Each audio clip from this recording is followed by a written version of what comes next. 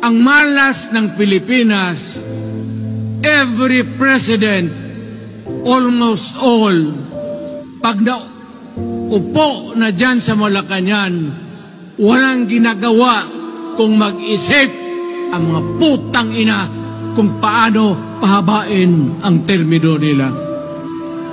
That's the problem. Bakit ganon kayo? Ang demokrasya may eleksyon. Para naman, tignan ninyo, Presidente Osmeña Bisaya. Ang napaalaala ko pa, Garcia Bisaya. Then Magsaysay Ilocano. Then si Quirino Ilocano. Ganon dapat. Ang election is a cleansing process. Gumagalaw yan, huwag mong tigilan. Ngayon, kung ikaw nandyan, naupo ka, you stop the process of governance, hintuin mo, kasi pahabain mo ang termino, gusto mo. Sabi ko nga sa iyo, Mr. President, kaibigan kita, bingo. Pag pinilit mo ito, lalabas ka ng Malacanang kagaya noong panahon na pinalayas kayo.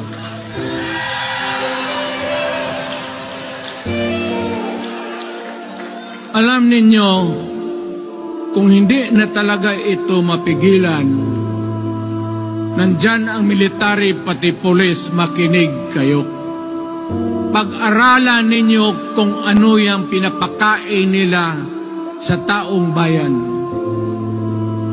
At pagka nakita ninyo kung ano ang mali, you correct it. Nasa inyong kamay na yan. Ganito yung plano.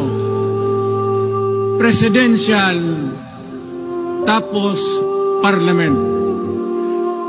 Ang presidential, lahat kayo, ako, ikaw, lahat, hanggang doon, nagboboto, direct vote to elect a president.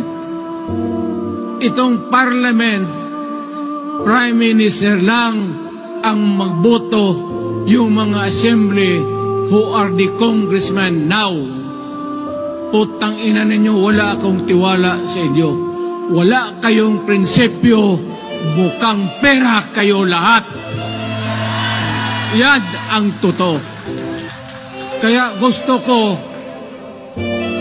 pag nagka-letse-letse nga, pumasok ang military, palitan ninyo lahat.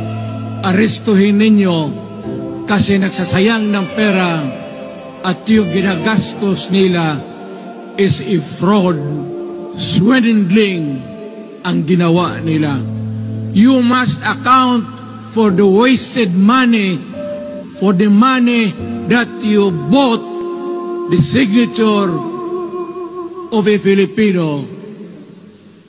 Bribery.